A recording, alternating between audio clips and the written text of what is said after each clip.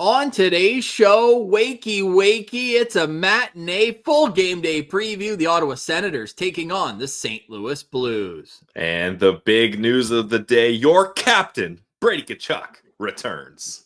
This is Brady Tkachuk, and you're listening to the Locked On Senators podcast. Your Locked On Senators, your daily podcast on the Ottawa Senators. Part of the Locked On Podcast Network, your team every day. Welcome. You are locked on to the Ottawa Senators. I'm Ross Levitan alongside Brandon Piller. Today is Friday, November 28th, and Pillsy, I feel pretty freaking good right now. Yeah, you're not the only one, Ross. Me, all Sens fans, and number 7, Brady Tkachuk also feels pretty freaking good right now. I mean, this is an exciting day. Brady Tkachuk coming back, the Ottawa Senators coming off a win in Vegas. Whew, it's a good day to be a Sens fan. Lots to be thankful for, even if it's just a regular Friday. Well, no doubt. And you look at how the Senators have performed in Brady Tkachuk's absence. Truly remarkable the way they've come together, found ways to get points. They wake up this morning in second of a very tight Atlantic division, very tight Eastern Conference as a whole. There's 15 games in the league today, and you could find yourself tied for first, or you can find yourself in the outside of a playoff picture going into the weekend. But Pillsy, imagine telling somebody, injury aside, if Brady Tkachuk was tied with Nicholas Matinpalo in points 23 games into the season and the Senators find themselves there, I mean, you would have told me that I was just out to lunch. Or, Ross, I would have said Matinpalo Norris votes coming up here, because that's an incredible offensive run. Would Nicholas you like to say that? I mean, yeah, sure, why not? But yeah, I vividly remember, Ross, coming back from the home opener, a flat performance by the Sens, losing. That's the first home opener I've ever witnessed live, losing to a Nashville Predators team that should not have been able to beat the Ottawa Senators, and finding out that Brady Tkachuk's injury was quite serious. And I was like, okay, this is going to be a tough 6 to 8 weeks. Like this, we're going to be down in the dumps. We're going to have to find ways to have miraculous stretches of win streaks throughout like January and February and March to be in contention. It's going to be tough to climb out of this hole the Sens are about to find themselves in. Again, I'm saying this every single episode. I love being wrong about that. And I couldn't have been more wrong. This November's gone great without Brady. The road trip has gone great in California. They beat Vegas. You got to give so much credit to this group of guys, because it's not just Brady that's been injured. Thomas Chabot has been out for a handful of games. Ridley Gregg has been out for a handful of games. The coaching staff, you got to give a lot of credit for. The penalty kill has figured itself out. The goaltending is much improved. Big credit to Linus Ullmark and Levi Merrilainen. And I'll give a little credit to Justin Peters as well for helping these guys get into their groove. So it's a great time to be an Ottawa Senators fan. And they're taking on a St. Louis Blues team that we'll break down a little bit later on in the show, but struggling would be a very fair word to use for a team that has 7 wins in 24 games, third last in the Western Conference, only ahead of the Calgary Flames and the Nashville Predators. They got the worst in the league, Ross. Yeah, and they're second last in the league in goal differential, 1 goal better than the Nashville Predators, minus 25 goal differential for the St. Louis Blues this season. And they were a second away, I should say, from moving on to the second round of the playoffs. It took a Manitoba miracle to eliminate them in Game 7. They play heavy, they play physical, but it just has not clicked. Lots of trade rumors around that team going back to the summer with Jordan Kyrou. He ends up staying. They move on from Zachary Bolduc instead. Logan Mailloux comes in. He has not been good for the St. Louis Blues. He is, though, in the lineup for this game. But all attention is on the Ottawa Senators. And Brady Tkachuk, speaking to the media, he did have that exact same quote that I opened the show with. So freaking excited right now. Hey, we are too, buddy. But he also said, and I love this, he said it almost felt like it was meant to be for me to come back and play my first game in my hometown. But I love that he said if it wasn't going to be in Ottawa, he would have preferred it to be a home game, but he's on the trip. and he makes his return. Hasn't played since the home opener. 3 games, 3 assists this season for Brady Tkachuk. They all came in that opening game win against the Tampa Bay Lightning, and it will be so fun to watch him on his first, second, and third shifts because he is going to be riding on so much adrenaline. We're over at FanDuel grabbing the first period shots on goal for Brady Tkachuk.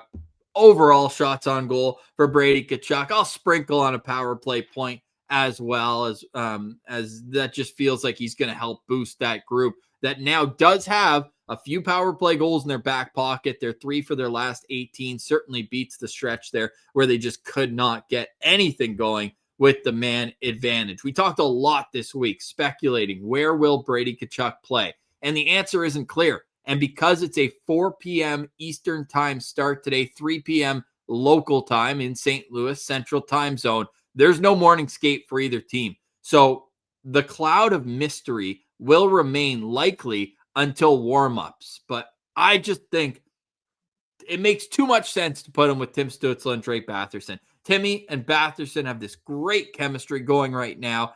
Brady Tkachuk has played almost exclusively with Tim Stützle over the last 2 seasons, and he's never played really with Dylan Cousins. So I get that maybe, and I know you're on the other side of this now, you kind of flip-flop there.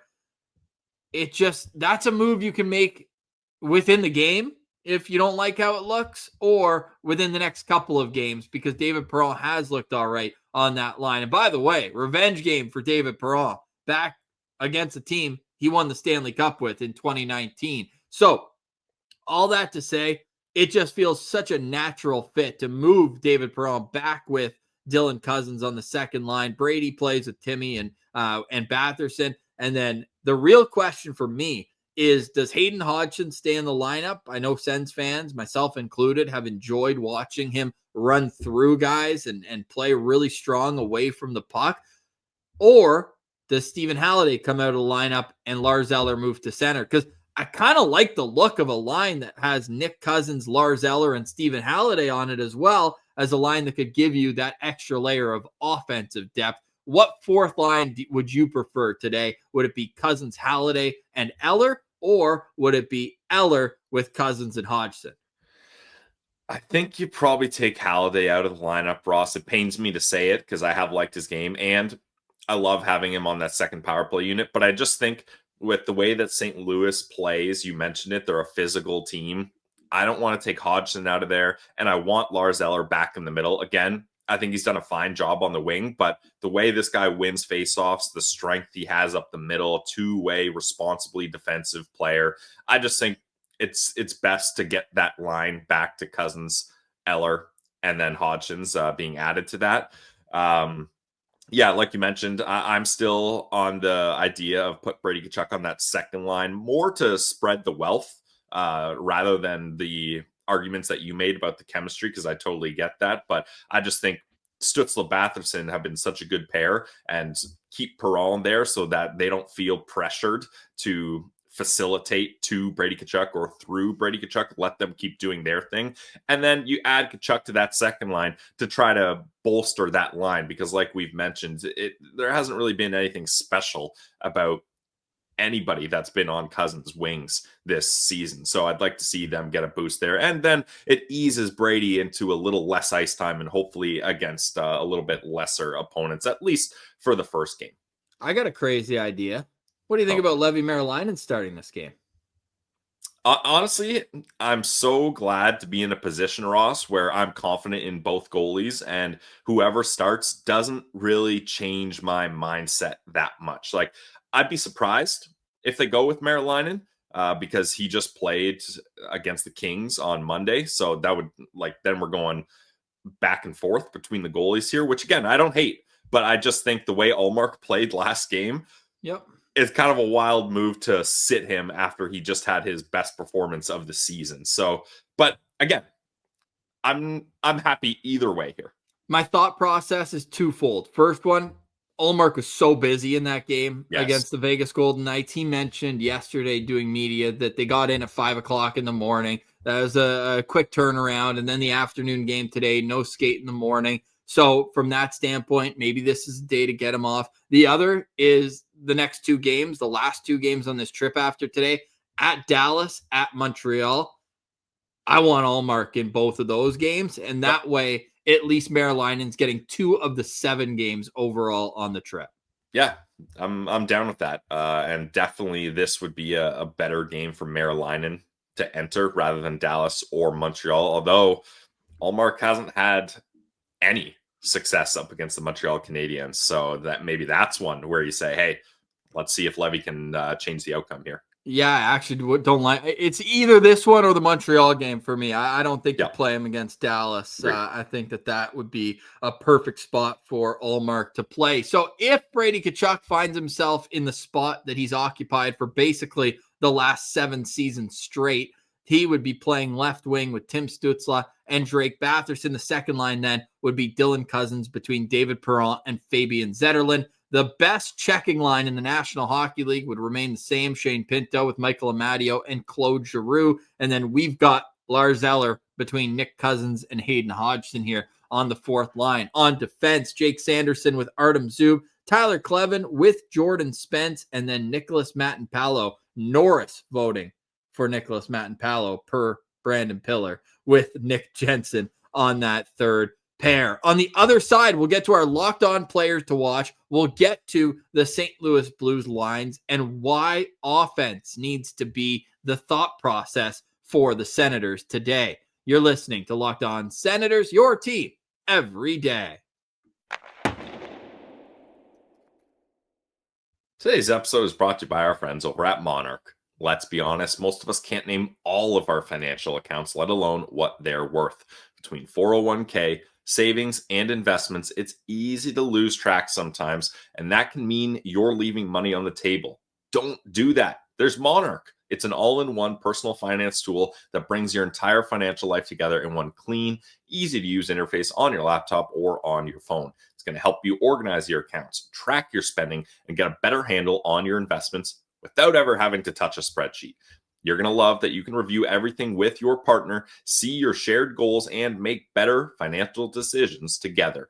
Monarch's got visual dashboards and smart tools, and it makes it so much easier to understand where your money's going and how to make it work harder for you. So in this economy, do not let financial opportunities slip through the cracks. Use code LOCKEDONNHL at monarch.com for 50% off your first year. That's monarch.com, code LOCKEDONNHL for half off your first year.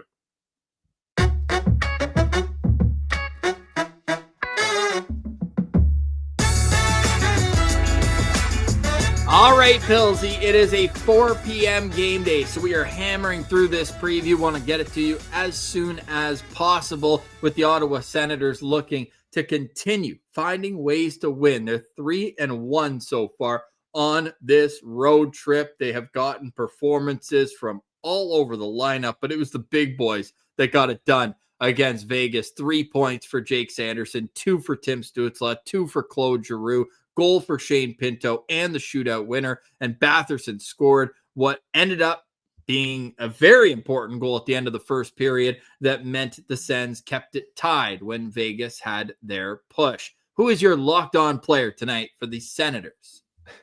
Well, if you're passing it to me, Ross, I got to do what needs to be done. I'm going to be locked on to number 7, Brady Tkachuk. I don't care where he's playing in the lineup, especially those first couple shifts. Honestly, Ross, I want to call who's ever the producer for this game on this broadcast and be like, when Brady Tkachuk gets on the ice, never mind cam 1, the wide cam. Give me that tight ISO cam of Brady Tkachuk, and I want to see each stride, each hit, each shot, each facial expression, each chirp that he's going to give to the Blues players as he's going by the bench. It's going to be the Brady show for me. So I'm safe to say I will be locked on to Brady Tkachuk. Brady Tkachuk has played 11 games against his hometown team. He's got 8 points, but is a -7 throughout that. So it will be very interesting to see what he's got in store tonight. Not sure his numbers in St. Louis, because I think a few of those were last season when Ottawa beat the Blues 8-1 at home. And there's a great story. Bar Down posted it with James Duthie about Brady cutting Claude Giroux's sticks as a prank. That was from the St. Louis game last year. And what was really cool, like I'd heard the story briefly before, but in this clip that was posted on social media, you can find it at Bar Down. They have different visuals, and they have the clips of Giroux breaking his sticks on the play. And then there's a visual of Brady calling Dom Nicoletta, the head athletic therapist, over, and he's like, dude, you got to get rid of Giroux's sticks there because there's 2 more that I cut. So all-time story there. We never would have heard that story if it wasn't an 8-1 win at the end of the day, because I would be mad if somebody on my own team was cutting my sticks. And Giroux thought it was his old teammate Braden Shen, the captain of the Blues, who stole his sticks. Yeah, I don't understand how he thought Braden Shen was behind that. But, man, to prank Claude Giroux, you gotta be brave. That I wouldn't come near pranking Claude Giroux. And he's mentioned that a lot of the guys give him the gears, and he's often kind of the butt of a lot of jokes, and he's getting chirped a lot. But that's a guy that, yeah, maybe a couple jokes in the locker room, couple jokes at dinner kind of thing, but I'm not touching his equipment and affecting his play during the game. No chance, man. Oh, man, that was a wild story. So Brady Tkachuk, obviously the guy for today's game. I asked ChatGPT to write me a haiku about Brady Tkachuk's return. Here's what we got. Captain returns now. The ice remembers his stride. Ottawa breathes fire.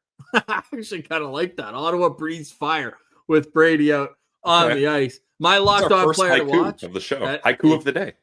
New segment. No, we're not doing that as a new segment. No. My locked on players, Jake Sanderson, because it feels like Sandy's a bit streaky offensively. Like he's always got the wheels. He's always got the great breakout, the one-man zone exit. He's obviously an elite player in this league, but it feels like his offense typically comes in bunches. He had 5 points in the first 4 games of this season. Then he went 4 games without a point. Then he had 6 points in the next 4 games. And then he went 4 games without a point. Well, he's on one of those streaks right now. He's got 7 points in his last 7 games, including a goal and 6 assists. So I'm going to be looking for Jake Sanderson to get some offense in this game. And most importantly for Jake Sanderson is going to be getting his point shots on net. Jake Sanderson has 139 shot attempts this season, leads the Ottawa Senators by 15. Okay? Well, he's 4th on the team in shots on goal. So a lot of his shots are either getting blocked, and a lot of them are missing the net as well. So he needs to dial in from the point, just like he did in the Vegas game. Perfect shot early in the power play to get it going. I'm also on FanDuel. I'm going to be sprinkling Jake Sanderson 3 shots plus money, Jake Sanderson 4 shots on goal plus money. Okay. So I'm all over Jake Sanderson being an offensive contributor in this game, and he will be my locked on player to watch.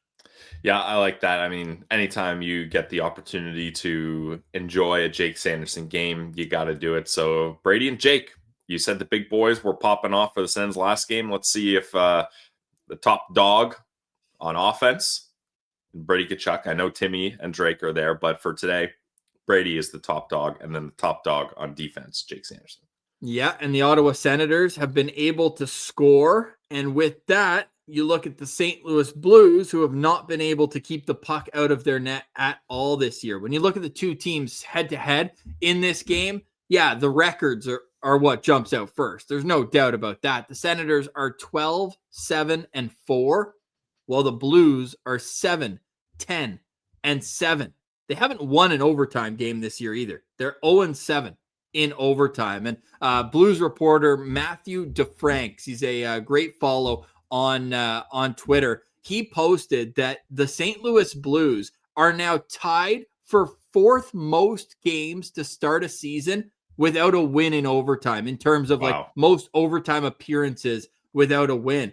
Ottawa in 2010-2011 is tied for 2nd. They went 9 straight overtimes without a win to start that season, but that's now 7 for St. Louis. Hopefully that doesn't matter today, because I think Ottawa should be in a position where they're expecting to win this game in regulation and not worry about overtime. But the St. Louis Blues, man, they're a team that they do have some players, and we'll look at their lineup after the next break, but They just cannot keep it out of their own net. They've got a 3.58 goals against average as a team so far this season. Ottawa is at 3.22. The Sens are scoring over 3 goals per game, and the Blues are at 2.6 goals per game. Where it comes to shots, a lot closer. Ottawa's got 26 shots per game. St. Louis has 25 shots against per game. Ottawa at 25, St. Louis at 27. So it's not that St. Louis has given up 30 shots every single night, but they have not been able to get the saves they need to get wins. So the Ottawa Senators need to take advantage of potentially a hot-headed Jordan Binnington in goal. And just quickly, Ross, you mentioned the Blues not having success in overtime, and we talked, or at least I was talking about how the Sens have had a lot of luck in 1-goal games recently. It's been the exact opposite for the St. Louis Blues. Let's take a look at their last 5 games. 3-2 overtime loss to the Devils, 3-2 regulation loss to the Rangers, 2-1 regulation win over the Islanders, and then back-to-back 3-2 overtime losses to Philly and Toronto. So they're in these 1-goal games too, but they don't have those players. They don't have the guys that are able to push them over the edge like the Ottawa Senators have right now. And sure, the Sens goaltending, when you look at the full season stats side by side, does not compare much better than the Blues. But if you look recently, the goaltending has been so much better than it has been in St. Louis. So I think this is going to be a close game, Ross, and it's going to come down to, can the Ottawa Senators make that final push to take things over the edge here? The St. Louis Blues at home this season are 3-5-4. The Ottawa Senators on the road have a record of 6-4-2. I'm also looking at special teams in this one as a key indicator on how the game is going to go. Senators PK, awful at 69.7%, but St. Louis ain't much better. They're at 74%. So Ottawa still has an opportunity here. The power plays are basically a wash, 23 versus 22.6%. Ottawa with the slight edge there, but it's going to be about getting on early and making sure that you're up after the first period. That's my key to victory, is getting a very good start and put that seed of doubt in this St. Louis Blues team that they can't hang with one of the hotter teams in the National Hockey League, with the Ottawa Senators. Let's look at how the St. Louis Blues line up for today's game. We've got some more keys to victory. We'll wrap up today's show with some final thoughts before the Sens take on the Blues. Again, it's a 4:00 game, and we will have the postcast for you immediately following the game on YouTube. It will then be posted everywhere you get your podcasts. You're listening to Locked On Senators, your team every day. Today's episode is brought to you by our friends over at FanDuel. The NBA is back, and there's no better place to get in on the action than FanDuel, the official sports betting partner of the NBA. Even if you missed that start of the game or you want to ride that hot hand, FanDuel has live bets on everything from who will score the next basket to fourth quarter comebacks. Plus, you can even combine your live bets into a same-game parlay for a shot at a bigger payout. It keeps every game more exciting, especially when your team's making that late push. But today is all about the Ottawa Senators and Brady Tkachuk. The Ottawa Senators money line -115, over under set at 5.5. We talked a lot about Brady Tkachuk. Brady Tkachuk point -166. Brady Tkachuk anytime goal scorer +165. How about power play point? I don't have power play points here. I need power play points. I think Brady's getting one on the power play today. But we also talked about first period shots on goal, Ross. This might be a stretch. First period, 3 shots on goal for Brady, +680. So if he just comes out there firing, you can make a decent return on that. And if you're new to FanDuel, FanDuel's giving new customers $300 in bonus bets when your first $5 bet wins. So head to FanDuel.com to sign up and play your game with FanDuel, the official sports betting partner of the NBA.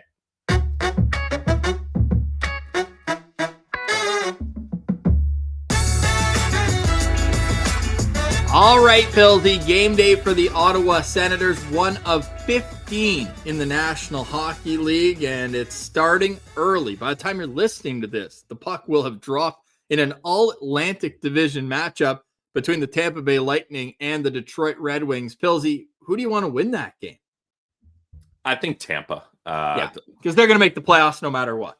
Yeah, keep Detroit down. So, but it's tough though, Ross, because if Tampa loses that and Ottawa wins, ooh, the king of the Atlantic, we're on top of the world.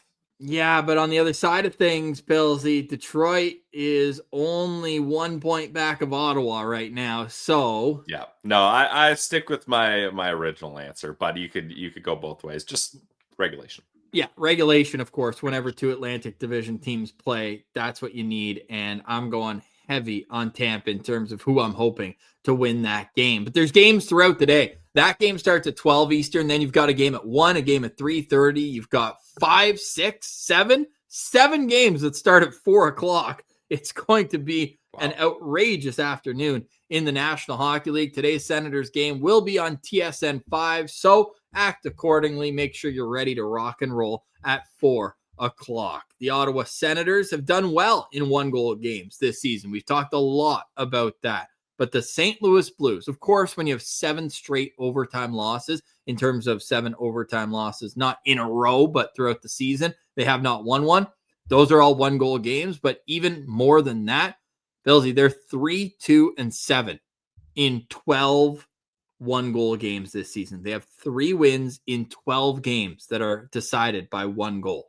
Yeah, it hasn't been good for them. They don't have those guys that can push over the edge, or at least the guys that they do have that you expect to do that haven't been converting in those big opportunities. Well, here are the guys that they have for today's game. And of course, it is November 28th. Sick job by the LOSP graphics department there. Their top line center, stud. Robert Thomas will be wearing number 18 and centering Pavel Buchnevich and Jordan Kyrou.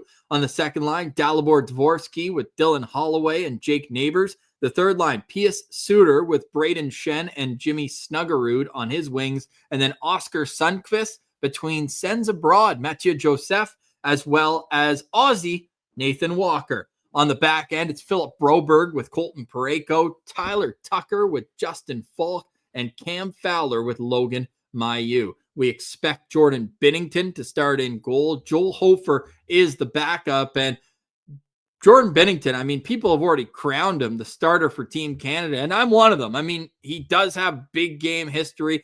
You think back to the overtime in the championship game, Team USA had like 4 grade A+ opportunities to win. And he brings it in the big moments, but this season has not been a big moment for him. He's 5-5-5, wild record, by the way, with an .881 save percentage. Joel Hofer has an .869 save percentage, but Binnington, we expect, will start in goal today. Who is your lookout player to watch for the St. Louis Blues? My lookout player to watch is going to be Pavel Buchnevich, number 89. Now, if you're a St. Louis Blues fan listening to this, you're probably like, oh, that's the last guy I'm looking out for, because he has not been good this season for the St. Louis Blues. He started off decently hot, getting a couple points, and then he went ice cold. He had 13 straight games, Ross, and only 1 assist in that time. On the season, 24 games, only 2 goals, 8 assists. However, in his last 3 games, he has an assist in each of those. So he's finding ways to get going. And now, obviously, being on that top line with Thomas and Kyrou, you got to respect that line for sure. But that's a guy I've always liked ever since he got traded from the Rangers to there. He's put up big points in St. Louis. So it's very surprising to me that he's had this down year. And he's someone that they really rely on in St. Louis, because a lot of their players are young, but as a 30-year-old, they gave him a monster deal. He's making $8 million for the next 6 years. So for him to fall flat like this is detrimental to this team. And I'm worried that now that he's got some points, he's feeling confident again, he could be a dangerous player. Yeah, and he's got 11 points in 15 career games against Ottawa, although only 2 of those 11 points are goals. So we know that he's got a great shot, but feels like he is more of a playmaker. And Robert Thomas just makes everything happen on the ice. Really a remarkable player. But the St. Louis Blues, man, like Robert Thomas leads that team in points with 14. How many players the Sens have with more 6. than 14 points? 6. That's outrageous. And somebody who in the past has scored a lot of points, but just hasn't this year, is my lookout player, Jordan Kyrou. He's got 13 points in 23 games. He's -11, but he does shoot the puck a ton. He's got 61 shots on goal this season, which would lead the Ottawa Senators in that category. He's got 5 of his 6 goals at even strength, but what a far cry from his last 4 seasons where he's averaged about 70 points per season throughout that stretch. He is a guy who he beats you with speed. That's his key to success. He's not going to be a guy that digs in the corners. Sometimes his compete level can get him in trouble with coaches and drop down the lineup. That is the main reason why he's been in trade rumors throughout the summer, because he's not a guy where you're like, oh, wait, it's an expiring contract and not a great team. No, he's in year 3 of an 8-year contract that's paying him $8.125 million per season. So very much underperforming based on the contract that he's given. So I'm going to be keeping an eye out for him to see if Ottawa can slow him down and make him frustrated early in this game, because that's their skill line. And then they've got their meat and potatoes line as the second unit with Dylan Holloway and Jake Neighbours, 2 big bodies who aren't afraid to get deep. And you look at Braden Shen on the third line, obviously has made that his calling card over the last, decade and a half in the National Hockey League. Like, this guy was traded for Mike Richards, wasn't he? Or no, Jeff Carter? Yeah, him and Wayne Simmons were the package part in that deal. And they haven't played in 10 years, at least for Mike Richards. Like, he's just been around forever, long time in Philly, former teammate of Claude Giroux, as we mentioned earlier with that story. And he's going to be a guy that's in trade rumors as well throughout this season, a guy who apparently Ottawa had checked in on in the past. But where you can take advantage of this St. Louis Blues team, and my key to victory tonight, Pilsy, is their back end. They've got one good pair. Broberg, Parayko, very good pair. Parayko is a awesome defenseman. I love watching him. He doesn't have that physicality that you want to see from a 6'6" defenseman, but he's so smooth with the puck. He's a very, very effective skater, decent defensively, good offensively. But beyond that, you can take advantage of this, especially on the forecheck. They've got a lot of offensive-minded defensemen from Justin Falk, Cam Fowler, Logan Mailloux, that third pair in particular. There's not a lot of defending going on when that third pair is out on the ice. They're looking to move the puck up and play offense. So if you're Ottawa, I know you don't have last change, but you want Timmy out there. Every single Cam Fowler, Logan Mailloux shift, if I'm Travis Green, I'm pulling whatever line's out there, and I'm putting Timmy's line out there to get to work, especially if Brady's forechecking on that line too. But that, to me, is a key to victory, is take advantage of this blue line for the St. Louis Blues and just bully them out there. Yeah, you got to be physical here, and that's why I want to keep Hayden Hodgson in this game. A key to victory for me, Ross, pucks on net. I don't want this to be, let's make the pretty passing play. Let's make sure that we're only shooting high danger scoring opportunities. Obviously, you want those, but I think for a team that struggled goaltending wise and a team that struggles to score and get shots of their own, just send everything towards net. And when you've got Brady Tkachuk back in the lineup, you know he's going to be in his office screening, tipping, deflecting, and banging in rebounds. And according to moneypuck.com, for low danger, unblocked shot attempt save percentage, it's a bit of a mouthful there, but essentially low danger shots, Jordan Binnington is 12th worst in the league at that save percentage. So he hasn't been very good when it's even just muffins being thrown on the net. So that's important for me, is to just get those shots on net. I want Timmy shooting. I want Sandy shooting, like you mentioned, Ross. I want Brady shooting that puck. And then you just work in tight to try to get those rebounds and garbage goals to make it easy on yourself. So that's going to be the key to victory for me. Yeah, I like that a lot, Pillsy. It's going to be a fun afternoon in St. Louis. We'll chat more in the postcast. Pillsy, any final thoughts on today's show? Final thoughts for me is I would really like the Ottawa Senators to win this game. Once a year, I do a big boy bet of the year. Last year didn't work out for me, but I've had this game circled for weeks as a potential big boy bet game. Brady Tkachuk coming back, the emotional part of this game, the fact that, I don't know, FanDuel and Vegas has given the odds very strangely for a 9th place team up against a 30th team. This is almost pick'em odds, as the Ottawa Senators, I believe last we checked, was -110 or -115 money line on FanDuel. So I have put a couple shekels in. Couple units. It's going to be a good game. Big game.